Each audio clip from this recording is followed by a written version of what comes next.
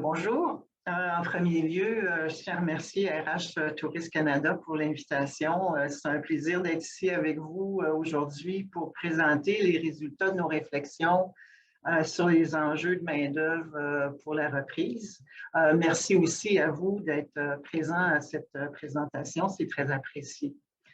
Je vois cette présentation comme étant une occasion de présenter nos informations mais aussi comme une occasion de vous entendre sur les enjeux que vous vivez et aussi d'échanger avec vous. Soyez donc bien à l'aise de me poser des questions dans le chat et de fournir vos commentaires. For those of you who prefer to chat in English, please feel free to write your questions and comment in English. I'll do my best to respond in English. Donc, la grande question de l'heure, la main-d'œuvre en tourisme sera-t-elle au rendez-vous pour la reprise? Pour tenter de répondre à cette question, on va examiner les résultats d'une enquête auprès des travailleurs qu'on a menée en septembre dernier au Québec, en portant une attention particulière sur ce que les résultats nous disent pour la reprise. Donc, quelques mots pour commencer sur notre enquête. On a mené cette étude sur les impacts de la COVID sur les travailleurs parce qu'on voulait alimenter notre réflexion sur les priorités d'intervention.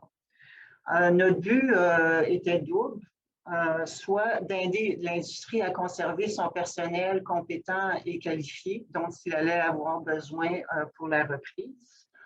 Et aussi d'accompagner et soutenir la main-d'œuvre dans la phase transitoire.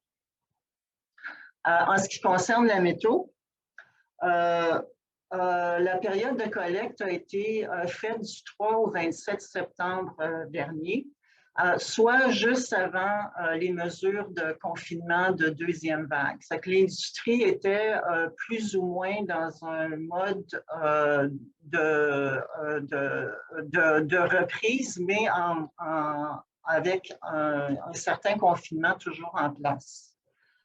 Il s'agissait d'un sondage web qui s'adressait aux travailleurs qui occupent ou qui ont occupé un emploi en tourisme entre janvier et septembre 2020. On a aussi mené, dans le cadre de l'étude, des focus group auprès des travailleurs et des représentants. Et vous allez voir là, dans ma présentation, j'ai inclus quelques citations qui sont représentatives des discussions qu'on a eues en focus group. Pour l'enquête elle-même, on a eu 3022 répondants, qui est bien au-delà des attentes qu'on avait de participation, de réponse au sondage. L'échantillonnage, c'est un échantillonnage de type non probabiliste, c'est-à-dire que les répondants ont été recrutés de façon non aléatoire. Pour ce qui est de la représentativité, les données sont représentatives des travailleurs du tourisme. Par contre, comme les données n'ont pas été pondérées, celles qui sont sur l'ensemble du tourisme comportent une surreprésentation des travailleurs, dont les suivants, ceux des secteurs de l'hébergement et des services de voyage, ceux qui sont dans les professions de supervision, direction, ainsi que dans des postes professionnels et administratifs. Et aussi, on a une surreprésentation des travailleurs de carrière, donc relativement peu de jeunes et d'étudiants, en partie parce que l'enquête a été menée en septembre alors que les étudiants étaient de retour aux études. Au sujet des travailleurs de carrière, on s'est concentré dans notre analyse sur sur ceux qui étaient en poste en février, donc des travailleurs de carrière. Il est important de garder en tête que nos données sont donc moins représentatives des besoins de main-d'œuvre qui auraient pu être dus à la saisonnalité ou au pic de demande saisonnière. Il y a deux ministères qui ont contribué financièrement à la réalisation de l'étude, soit le ministère du Travail, de l'Emploi et de la Solidarité sociale et aussi le ministère du Tourisme du Québec. Comme première section, on va regarder les pertes actuelles et potentielles de travailleurs pour les 4 secteurs qu'on a étudiés, soit la restauration, l'hôtellerie, les loisirs et divertissements, l'hébergement nature et les services de voyage. Notre enquête ne portait pas, ou à peu près pas, sur les travailleurs dans le secteur des services de transport. Fait que dans cette section-là, on va regarder combien de travailleurs on a perdu à cause des mises à pied et combien on risque de perdre avec le prolongement des mesures de confinement. Donc, pour commencer, en restauration, on a eu 528 répondants. Je soulignerai que notre échantillon de répondants travaillait surtout dans des restaurants avec salle à manger. Les réponses ne sont donc pas représentatives des travailleurs de la restauration rapide qui, selon ce qu'on en sait, n'ont pas été aussi gravement touchés par la COVID. Donc, les mises à pied dans les restaurants. On voit ici que les restaurants ont repris plutôt rapidement après la levée des mesures de confinement. On avait en septembre seulement 13% des travailleurs qui étaient toujours en mise à pied dans les restaurants. Ceci comparativement, et ce n'est pas illustré dans le PowerPoint, comparativement à 62% qui avaient été mis à pied au début de la COVID. Il faut dire que les mesures de distanciation sociale ont fait en sorte que les restaurants ne pouvaient pas accueillir autant de clients qu'avant la COVID, ce qui peut expliquer le 13% résiduel en septembre. On voit d'ailleurs aussi que les travailleurs en salle ont été beaucoup plus touchés que la moyenne du secteur en ce qui concerne les mises à pied de longue durée, avec 18% qui étaient toujours en mise à pied en septembre, plus que la moyenne de 13%. On peut penser que les 13% qui étaient toujours en mise à pied en septembre sont restés en mise à pied depuis, avec les mesures de confinement qui ont frappé là, suite à la deuxième vague à partir du début octobre. D'ailleurs, les données de l'EPA nous indiquent que la restauration a enregistré des pertes d'emploi de l'ordre de 32% depuis septembre là, avec les mesures de deuxième vague. Ce qu'il y a eu aussi en restauration, c'est ce que j'appellerais l'effet centre-ville. Ce qu'on voit, c'est qu'à Montréal, par exemple, les mises à pied de longue durée touchaient 31% des travailleurs et 22% dans les zones urbaines. Ici, on peut penser que le télétravail a grandement contribué à la désertion des restaurants, des centres-villes. Et il y a aussi eu le problème de l'absence de touristes domestiques et étrangers dans les villes qui a beaucoup nuit. Okay. Maintenant, la grande question, c'est de savoir si tous ces travailleurs mis à pied vont vouloir revenir vers le secteur. On a demandé aux travailleurs quel serait l'emploi idéal pour eux dans les 12 prochains mois. Dans les restaurants, on a eu 16% qui ont dit qu'ils voudraient quitter le secteur. On voit aussi là, au niveau des professions que les pourcentages de travailleurs qui voudraient quitter le secteur sont très élevés pour les travailleurs en salle avec 19% et aussi pour les postes de supervision et direction. La bonne nouvelle, c'est que les pourcentages pour les travailleurs en cuisine ne sont pas si élevés. 9%, c'est élevé, mais relativement parlant, ne sont pas. Donc, ce qui veut dire qu'on a quand même un potentiel de rétention du personnel de cuisine qui est relativement acceptable, surtout là, compte tenu des grandes difficultés de recrutement qu'on avait pour cette profession-là avant la COVID. À ceux pour qui la situation d'emploi idéale était de rester dans leur emploi actuel, on leur a demandé ce qu'ils feraient en cas de perte définitive d'emploi. 25% ont dit qu'ils voudraient quitter le secteur. On peut donc penser que ce pourcentage de 25% s'est avéré là, avec les pertes d'emploi qui ont suivi le mois de septembre. On peut donc calculer une perte potentielle de 41% de travailleurs des restaurants au profit d'autres secteurs. Ce qui veut dire que le problème de rapatriement de la main-d'œuvre pourrait être très fort au moment de la reprise. Maintenant, si on regarde au niveau de l'hôtellerie, en hôtellerie, on a eu 1083 répondants, une très bonne participation. Les mises à pied en hôtellerie, là, on va faire exactement le même cheminement qu'on a fait pour la restauration. Donc, en hôtellerie, c'est 37% des travailleurs qui étaient toujours en mise à pied en septembre. C'est presque 3 fois le pourcentage qu'on a vu là, pour la restauration. Et ce pourcentage-là, il est sans doute beaucoup plus élevé aujourd'hui, puisque depuis septembre, les pertes d'emploi en hébergement, selon les données de l'enquête sur la population active, ont été de l'ordre de 35%. Au plan des professions, on voit que toutes les professions ont été très affectées. Là, ça va de 21% à 53%. Mais c'est surtout les postes en restauration qui ont été très affectés. 53% ceux en service et 57% de ceux qui étaient en cuisine étaient toujours en mise à pied en septembre.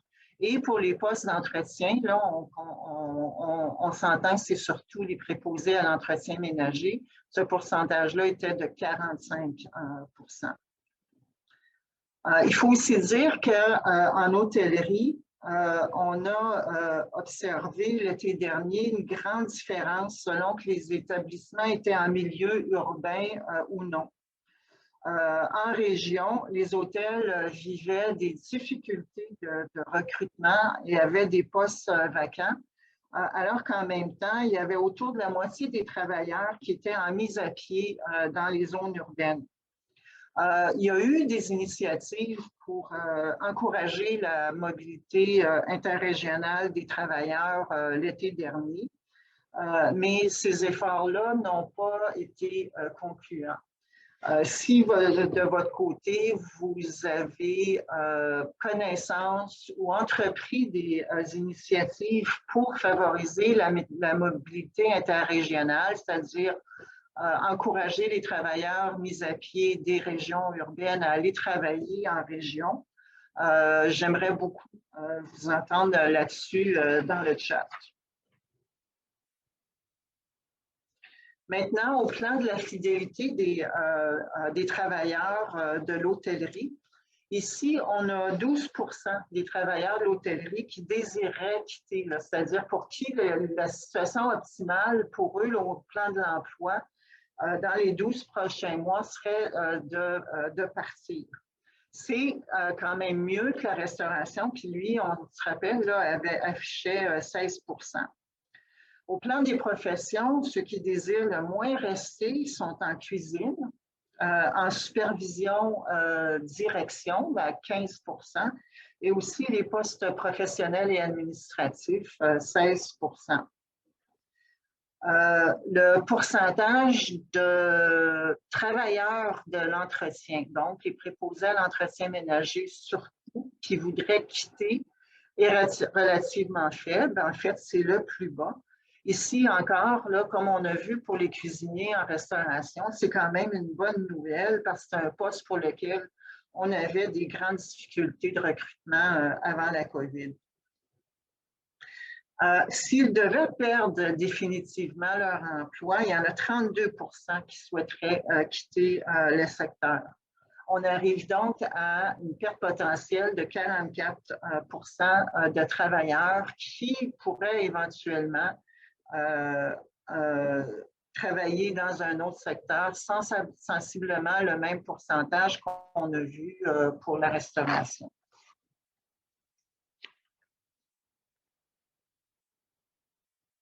Maintenant, si on passe au secteur des loisirs et divertissements et de l'hébergement en nature, on a eu 654 répondants.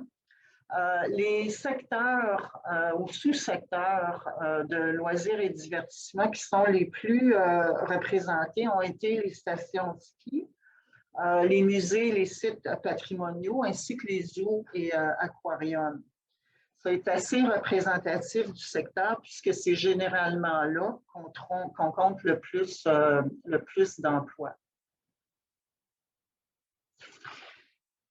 Maintenant, au niveau des mises à pied, on voit ici que le portrait est radicalement différent de ce qu'on a vu pour la restauration et l'hôtellerie, avec un pourcentage relativement bas de personnel toujours en mise à pied en septembre qui est de 9 On voit par contre que les pertes sont très élevées pour les guides, moniteurs et animateurs, qui sont 25 à être toujours en mise à pied, et aussi dans les services de restauration. Pour la restauration, ça peut s'expliquer surtout par les mesures sanitaires qui étaient toujours en vigueur durant l'été. Puis en ce qui concerne le groupe des guides, moniteurs et animateurs, bon, j'hasarderais l'explication que leur service était beaucoup moins en demande l'été dernier par les clientèles domestiques et que c'est peut-être des services qui sont plus en demande lorsqu'il y a des clientèles internationales. Par contre, ce que le loisir et divertissement partage avec la restauration et l'hôtellerie, c'est le pourcentage élevé de personnel toujours en mise à pied à Montréal et dans les zones urbaines avec des taux respectivement de 25 et 20 En fait, dans les faits, là, certains secteurs de loisirs et divertissement ont à peu près pas été touchés par les pertes d'emploi dues à la COVID. On pense ici au camping il y a eu absolument aucune perte d'emploi. Et c'est vraiment en ville que le bas blesse au plan des mises à pied. Dans les faits, en région, le secteur a surtout souffert des postes vacants et des difficultés de recrutement l'été dernier pour combler leurs besoins de main-d'œuvre saisonnière. Maintenant, au plan de la fidélité, on voit ici que la fidélité, là, par rapport aux autres secteurs, est quand même relativement élevée. Il y a seulement 6 des travailleurs pour qui la situation d'emploi idéale serait de quitter le secteur. Alors, c'est comparativement à ce qu'on a vu, 16 en restauration puis 12 en hôtellerie. On a aussi seulement 19 qui quitteraient le secteur s'ils devaient perdre définitivement leur emploi. Ça fait une perte potentielle de 25 donc bien moins que les plus de 40 qu'on a vus en hôtellerie et en restauration. On arrive maintenant aux services de voyage. Pour les services de voyage, on a eu 757 répondants, un très bon taux de réponse. Plus de la moitié des répondants venaient des agences réceptives et expéditives. Mais on a eu aussi une assez bonne réponse des travailleurs des autres secteurs comme les lieux d'accueil et de renseignement touristique, les services de guide et aussi les lieux de congrès et réunions. Donc, notre échantillon est assez représentatif.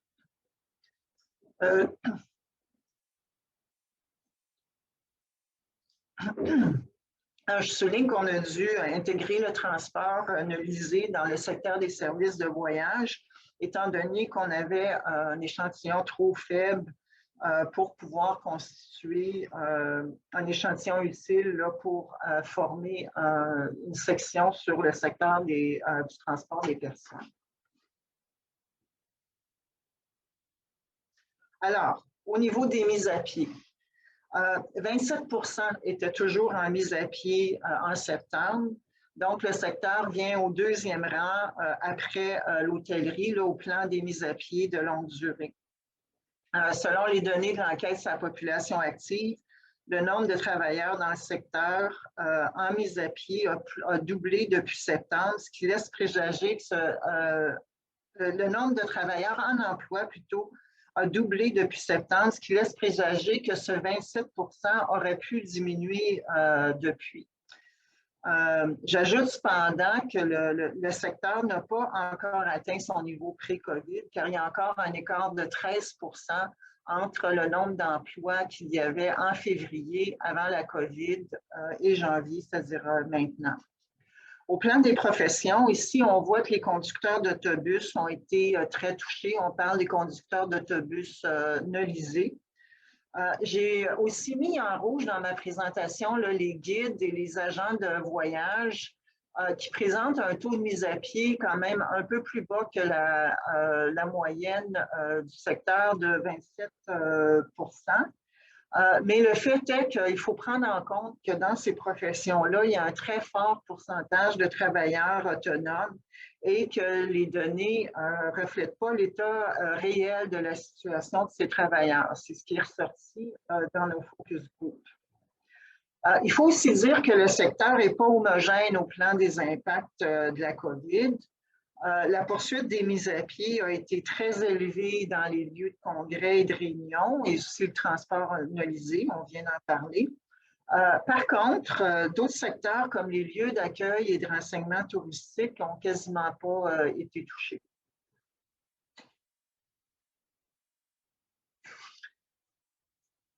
Au plan de la fidélité, ici, à 9 la fidélité des travailleurs du secteur des services de voyage est assez bonne, surtout compte tenu du fort pourcentage de mise à pied de longue durée. C'est quand même une assez bonne nouvelle, mais je dirais, faites attention, ou portons attention particulièrement là, aux postes de supervision et direction là, qui ont un taux de 15 qui voudraient quitter le secteur dans les prochains mois. On a quand même 24 des travailleurs qui souhaiteraient quitter en cas de perte définitive de leur emploi, ce qui représente une perte potentielle de 33 au profit d'autres secteurs. Pas aussi élevé que la restauration et l'hôtellerie, mais beaucoup plus que les loisirs et les divertissements. Passons maintenant à l'autre section de ma présentation, les facteurs qui pourraient nuire à la rétention et à l'attractivité. Parce que c'est une chose de se préoccuper de rapatrier les travailleurs mis à pied lorsqu'il va y avoir la reprise, mais c'est aussi tout aussi important de veiller à conserver les travailleurs qui sont toujours en poste. Donc, on a regardé différents éléments en lien avec les conditions de travail et salariales. L'impact le plus important de la COVID pour les travailleurs qui ont gardé leur emploi, ça a été l'augmentation de l'insécurité financière. L'insécurité elle a augmenté pour 68 des travailleurs du tourisme et ça va jusqu'à 78 pour les travailleurs du secteur des services de voyage. C'est aussi très élevé. En restauration, 74 et en hébergement avec 71 c'est certain que l'insécurité financière va jouer beaucoup pour la rétention et joue peut-être vraiment présentement encore beaucoup. Un travailleur a bien reflété cette incertitude dans ses propos lors d'un focus group. Il a dit on veut rester, mais on ne sait pas ce qui va arriver dans une semaine, dans un mois ou dans un an. Je veux aussi souligner le témoignage d'un représentant d'entreprise qui nous a dit que l'insécurité financière avait des impacts sur le climat de travail. Il a dit avec l'incertitude, les dynamiques d'équipe deviennent difficiles, la motivation des équipes est à son plus bas. Je pense qu'on a ici affaire à une grande source de risque parce que le travail d'équipe, c'est un important facteur d'attractivité et de rétention des emplois en tourisme. On peut donc se poser la question, est-ce que la COVID est en train de nous faire perdre le fun de travailler en équipe? Est-ce qu'on va perdre notre attrait auprès des jeunes ou de la relève à cause de ça? Ici encore, si vous avez des commentaires, observations à mettre dans le chat là-dessus, ce serait très apprécié. Maintenant, le deuxième élément qui est ressorti très fort là, sur les difficultés des travailleurs en poste, c'est l'augmentation de l'insécurité pour la santé et la sécurité au travail. On voit ici une augmentation de l'insécurité pour la santé et sécurité au travail pour plus de la moitié des travailleurs du tourisme. Et ça, c'est bien sûr malgré toutes les mesures sanitaires qui ont été mises en place de façon, je dirais, très compétente là, par les entreprises l'été dernier. Je vais vous lire aussi un commentaire d'un représentant d'entreprise dans un focus group qui nous dit nos travailleurs développent des problèmes de nature psychosociale. Les nerfs sont à vif. De plus, nos travailleurs doivent composer avec des clientèles qui ont tout autant les nerfs à vif. On aime bien dire que les travailleurs du tourisme sont des gens passionnés. Ils aiment rendre faire le service à la clientèle, mais là, la question qu'on a à se poser, est-ce qu'il va être possible d'entretenir la passion dans ces circonstances-là, la passion du métier qui nourrit qui nourrit les travailleurs et qui contribue énormément à la rétention? Là aussi, j'aimerais vous entendre là-dessus.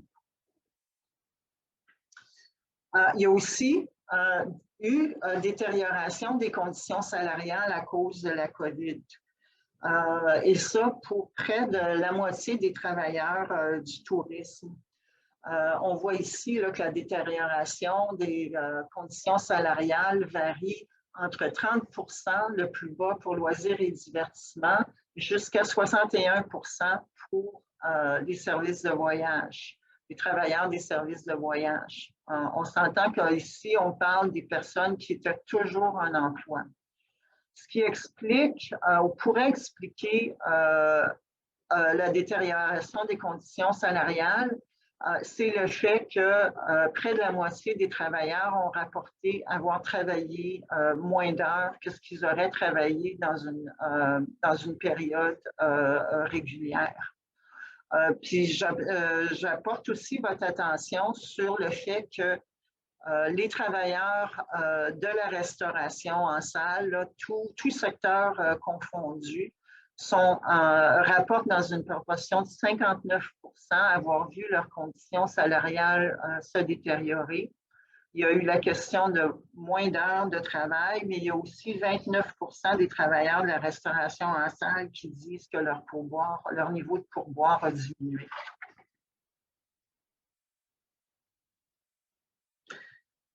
Finalement, pour cette section-là, au niveau des autres conditions, la détérioration des conditions de travail, on a 32 % des travailleurs qui disent qu'ils ont plus de tâches qu'avant la COVID.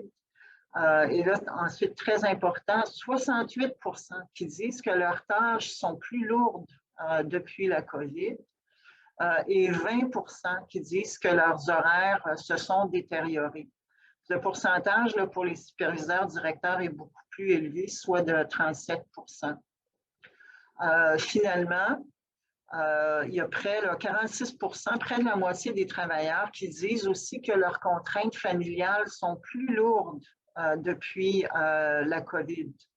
Il faut prendre ça en compte, surtout lorsqu'on regarde les pourcentages qu'on a en termes de plus de tâches, lourdeur des tâches et horaires détériorés, les travailleurs peuvent avoir beaucoup plus de difficultés qu'avant à composer, à concilier travail et vie familiale. Donc, ça peut rendre la capacité ou la volonté de rester en poste plus difficile. Okay. Regardons maintenant les zones de risque pour la reprise. Là, pour schématiser les zones de risque dont je viens de vous parler, j'ai fait un schéma où on présente en ordre d'impact sur les emplois les secteurs les plus touchés. Donc, on commence avec l'hôtellerie, le secteur le plus touché, suivi du secteur de la restauration, lequel, et on l'a vu, là, était parmi les moins touchés au mois de septembre, mais à cause des mesures de confinement de deuxième vague, est devenu beaucoup plus vulnérable aux mises à pied, suivi du secteur des services de voyage et en dernier lieu, les loisirs et divertissement. Alors, si on regarde selon chaque secteur, on voit que pour l'hôtellerie, la reprise va être lente. On estime que l'hôtellerie, en milieu urbain, la reprise ne sera pas avant le printemps de 2022.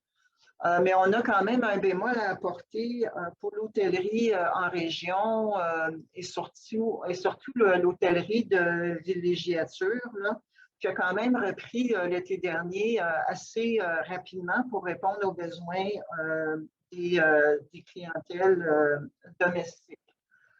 Les professions les plus vulnérables en hôtellerie, là, aux mises à pied, c'est la restauration, ça, les cuisines et les postes d'entretien.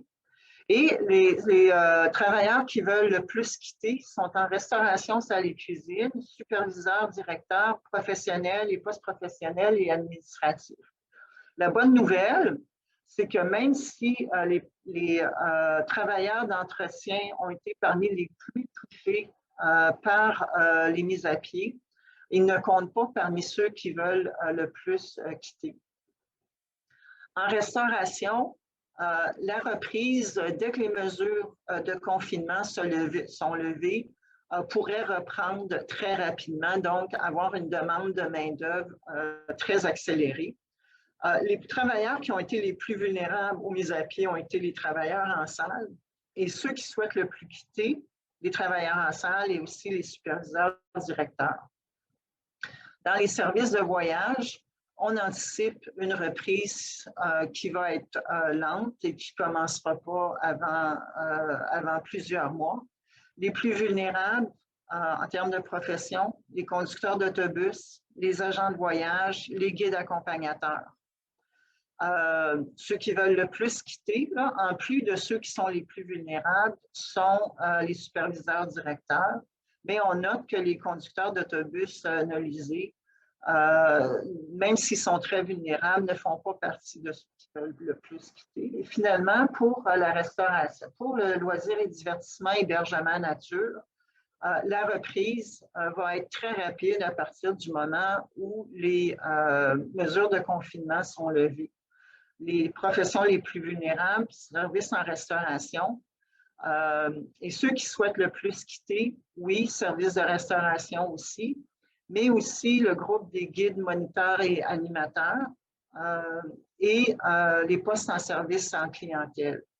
Je rappelle qu'en région urbaine, Montréal en particulier, et aussi la ville de Québec, je dirais, la reprise va être lente dans tous les secteurs.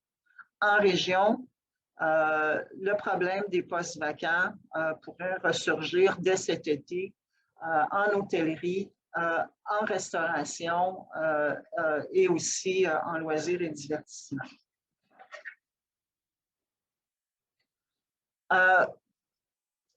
On s'est posé la question de savoir qui a été mis à pied, donc qui a été les plus touchés là, en termes de profil démographique.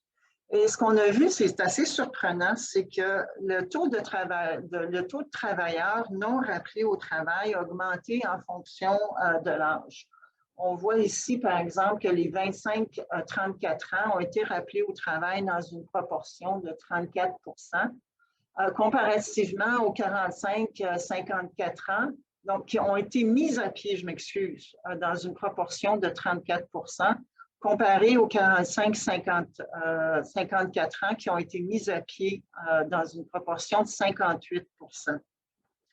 La citation d'un représentant d'une entreprise hôtelière peut fournir un peu un éclairage sur la façon dont les mises à pied se sont effectuées, la logique des mises à pied. Ce qu'il nous a dit, c'est nos décisions de mise à pied ont été basées sur les besoins en fonction du taux d'occupation ainsi que du niveau et type de service que nous pouvions continuer d'offrir. L'ancienneté a été un facteur, mais ce sont surtout la polyvalence et la flexibilité des travailleurs qui ont été déterminants. Dans le contexte, il était difficile de maintenir des services séparés.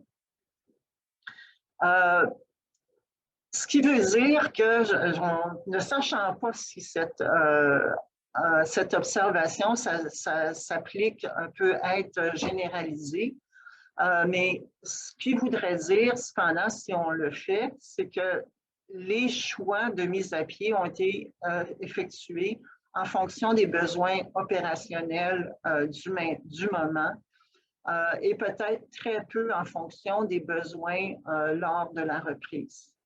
Ici aussi, là, si vous avez des informations complémentaires à partager, ce serait très apprécié là, dans le chat. On a demandé aux travailleurs dans quel secteur ils voudraient se diriger s'ils devaient quitter le secteur. On voit ici, là, sans surprise, là, que les principaux secteurs vers lesquels ils veulent se diriger sont des secteurs qui sont très en demande, soit, pour en nommer quelques-uns, les services administratifs, les soins de santé et la construction pour les postes en cuisine. On a demandé aussi aux travailleurs qui ont changé de secteur durant l'été quelle a été leur expérience. On avait dans notre échantillon 5 % de travailleurs qui se sont trouvés un emploi dans un autre secteur que le tourisme. On leur a demandé comment leur revenu se comparait à celui qu'ils avaient avant dans leur emploi en tourisme.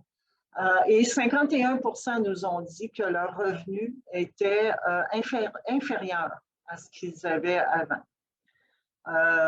On leur a demandé aussi à ces travailleurs-là s'ils accepteraient de venir travailler en tourisme lorsque la crise sera passée. 69 % ont dit oui et 23 % ont dit peut-être. On a seulement 3 % qui ont mis un non catégorique. Ce qui est quand même une assez bonne nouvelle, mais je dirais que vu la faiblesse de l'échantillon, il faudrait quand même interpréter ces données-là avec prudence. Donc, pour que la main-d'œuvre soit au rendez-vous lors de la reprise, qu'est-ce qu'on va faire? Je vais ici vous lire certaines citations qui sont représentatives de ce que nous ont dit des représentants d'entreprises lors des focus group. On va voir que certains de ces commentaires-là peuvent paraître quand même assez surprenants. Le premier, pas surprenant, mais une des pierres d'assises du secteur, c'est la qualité de sa main-d'œuvre. Il faut s'assurer de conserver les talents. Ce qui est peut-être en contradiction avec ce qu'on a vu là, concernant l'ancienneté, le taux de mise à pied des travailleurs et leur ancienneté. Un autre dit, nos travailleurs sont des passionnés. Ils voudront revenir une fois la crise passée. Il faut favoriser les appariements entre les travailleurs et les employeurs qui ont des besoins temporaires. Donc, grande confiance au fait que les travailleurs vont vouloir revenir et aussi les aider avec des besoins temporaires d'emploi. D'autres ont dit, c'est à peu près la même chose. On a accompagné beaucoup de travailleurs pour se repositionner, notamment dans les hôpitaux. D'autres veulent s'arrêter pour un moment et sont prêts à attendre que les services reprennent. Encore là, un point de vue assez positif. Il y en a un autre qui dit, on est devant un grand dilemme. Est-ce qu'on maintient le lien d'emploi Et est-ce que maintenir le lien d'emploi veut dire maintenir de faux espoirs? Ce qui veut dire qu'il faut approcher la question avec beaucoup de réalisme. Un autre qui a dit, oui, le virage numérique va apporter certains changements au niveau transactionnel, mais ce n'est pas la solution au moment du rapatriement parce que fondamentalement, le succès de l'industrie touristique repose sur son facteur humain. Un autre dit, la crise sera longue et l'incertitude qui plane mine les possibilités de maintenir le lien d'emploi. Les travailleurs n'auront d'autre choix que de se réorienter. Donc, on voit ce qui est surprenant,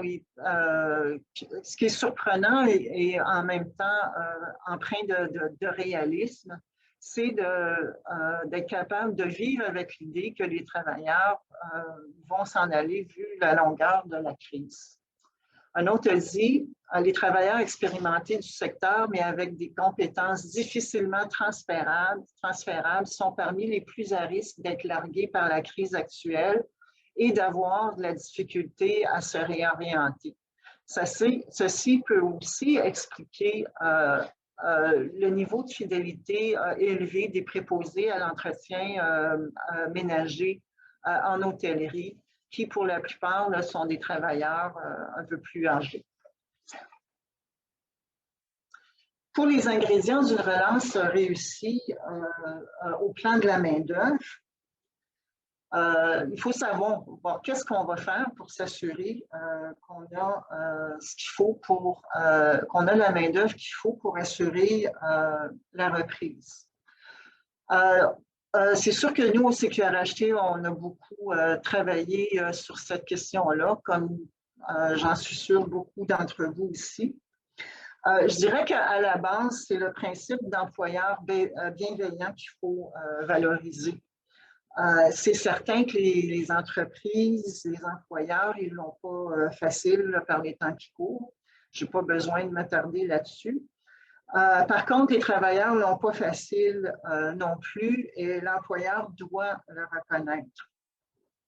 Être un employeur bienveillant, ça doit se jouer aussi, même en pleine crise. C'est un facteur, je dirais, qui est essentiel pour que les travailleurs aient le goût de rester ou de revenir travailler dans les entreprises touristiques. Est-ce que les employeurs sont restés près de leurs travailleurs durant la crise ou au contraire, est-ce qu'ils leur ont tourné le dos? Les travailleurs sont-ils confiants que leur employeur a à cœur leur bien-être ou au contraire, est-ce qu'ils sont frustrés et déçus de la façon dont leur employeur les a traités ou ignorés? Je pense que la réponse à cette question peut aussi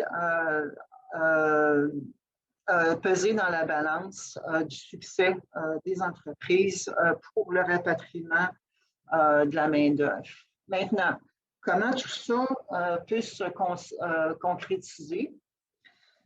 Si on regarde là, en premier lieu le personnel qui est resté en poste, là, soit les post-it de la première ligne, on propose en premier lieu le maintien du lien d'emploi avec le personnel clé nécessaire pour la reprise. Regardons sur quelle base on a effectué les mises à pied. Nos données montrent que les mises à pied ont augmenté avec l'ancienneté. Mais est-ce qu'on a réfléchi au personnel qui va être nécessaire pour la reprise? Et si ça demandait des changements à l'organisation du travail, est-ce qu'on les a fait? Est-ce qu'on a pensé plutôt uniquement au personnel qu'il fallait pour maintenir le minimum d'opérations qui était possible de maintenir? Puis aussi, est-ce qu'on a fait un usage stratégique de la subvention salariale d'urgence du Canada pour maintenir le lien d'emploi avec notre personnel clé? Le deuxième point, c'est celui du rehaussement des compétences des travailleurs en poste. Est-ce qu'on profite de la COVID pour rehausser les compétences de nos travailleurs qui sont restés en poste et mieux les préparer à affronter la reprise? Au Québec, on a eu accès à des programmes de subvention l'été dernier pour offrir des formations payées aux travailleurs des entreprises et aider ainsi à maintenir le lien d'emploi. Il faut dire que l'adhésion à ce programme-là pour notre secteur a quand même été plutôt modérée. Une autre initiative qu'on a fait pour l'hôtellerie, c'est qu'on a mis sur pied une table de concertation spéciale qui s'appelle le groupe d'action pour la main-d'œuvre dans le secteur de l'hôtellerie. On a développé une stratégie duale, là, soit pour l'hôtellerie en région, comme on a vu, qui a eu des problèmes de difficultés de recrutement et autres, et une autre pour les travailleurs en ville. On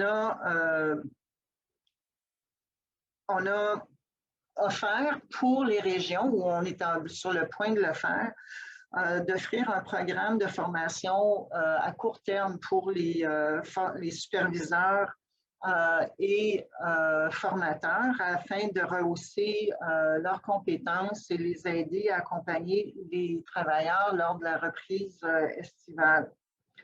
On regarde aussi pour mettre en place un programme de formation qui permettrait de rappeler les travailleurs saisonniers au travail 6 à 8 semaines avant le début de la saison.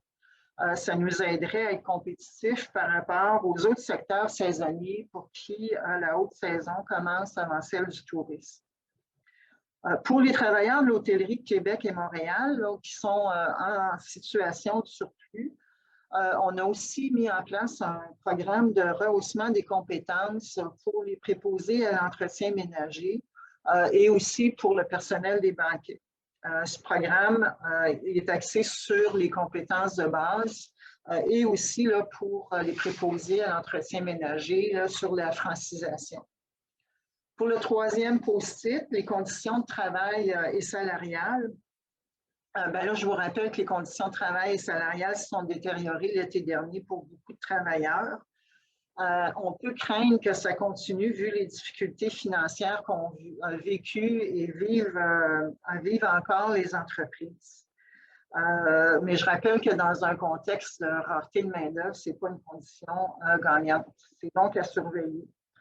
Par exemple, on a vu que dans 3 secteurs du tourisme, là, les superviseurs directeurs sont parmi ceux qui veulent le plus quitter. Ils ont pourtant quand même été assez épargnés par les mises à pied. Donc, la question qu'on se pose, c'est est-ce qu'on presse trop le citron? N'oublions pas que ce groupe de travailleurs-là, les superviseurs directeurs, ont aussi été beaucoup sollicités avant la pandémie avec la rareté de main-d'œuvre. Donc, pour conclure sur ce point, sur les conditions de travail, je vous dirais de ne pas oublier que vos travailleurs actuels seront vos ambassadeurs auprès des anciens travailleurs. Est-ce qu'ils vont encourager leurs collègues à revenir travailler ou pas? C'est une question importante à se poser.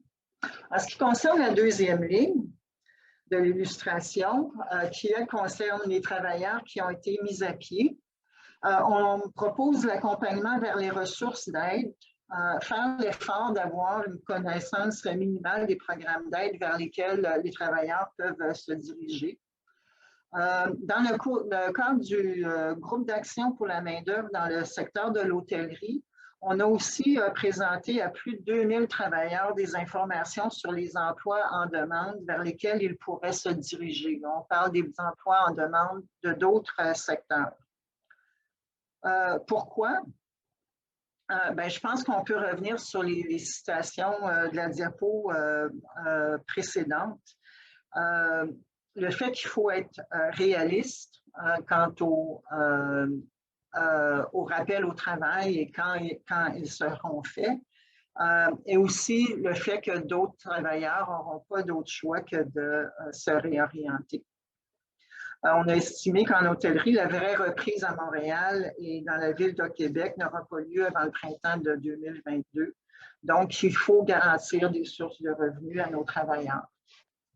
Le deuxième post-it de la ligne du bas, la requalification de la main-d'œuvre, bien, ça, c'est en conséquence des références vers les emplois en demande. Ça ne relève pas de notre secteur, mais plutôt des secteurs qui vont recevoir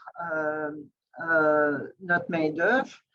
Je pense que ce qu'il faut se dire dans le contexte actuel, c'est que si les travailleurs nous reviennent après avoir travaillé dans d'autres secteurs, ils vont nous revenir presque sûrement avec un nouveau bagage de connaissances et de compétences qui pourra nous être utile.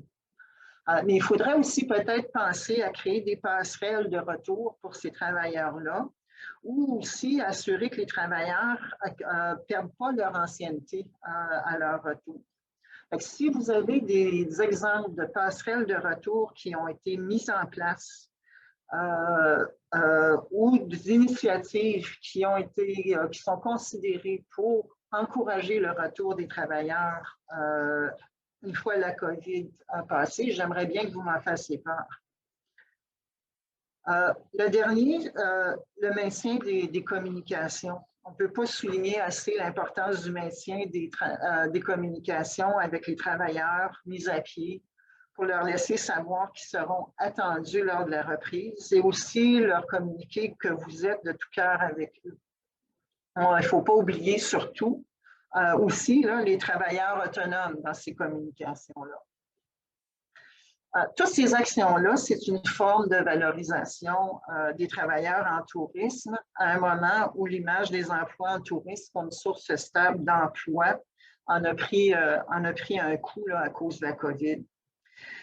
Je pense que les entreprises vont aussi avoir besoin d'un coup de pouce, comme par exemple s'il y avait des campagnes de valorisation ou de recrutement concerté des emplois pour l'industrie touristique.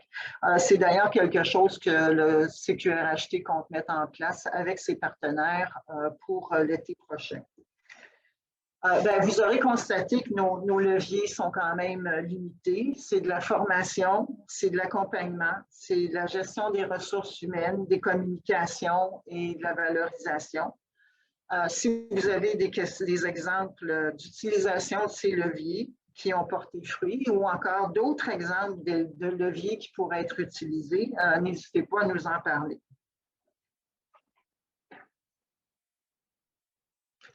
Alors, c'est la fin de ma présentation. Je conclus avec trois questions que je vous demanderai de répondre là, dans le sondage qui va suivre. La première, quelles sont les plus grandes sources de risques au plan de la main-d'œuvre pour la reprise? Est-ce que c'est au plan des professions? Est-ce que c'est au plan d'enjeux comme la compétitivité, les conditions de travail, la saisonnalité, l'attractivité ou la pénurie de main-d'œuvre qualifiée? La deuxième question, ça serait quoi la meilleure façon de définir le personnel clé? On a vu précédemment qu'on met de l'avant l'importance de maintenir le lien d'emploi avec le personnel clé pour assurer la reprise. Alors, ça serait quoi la meilleure façon de le définir? Est-ce qu'on parle de profession en particulier, d'années d'expérience, de formation ou de polyvalence? Et finalement, la dernière question, quel type d'initiative ou de soutien pourrait aider à rapatrier la main-d'œuvre qui a été mise à pied?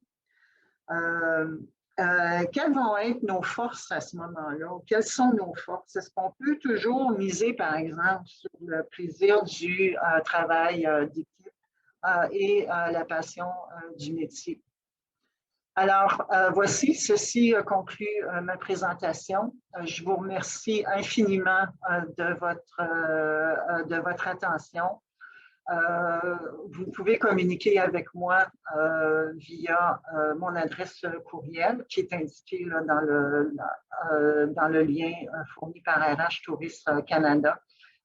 Et je vous souhaite bien du succès pour la suite des choses. Merci.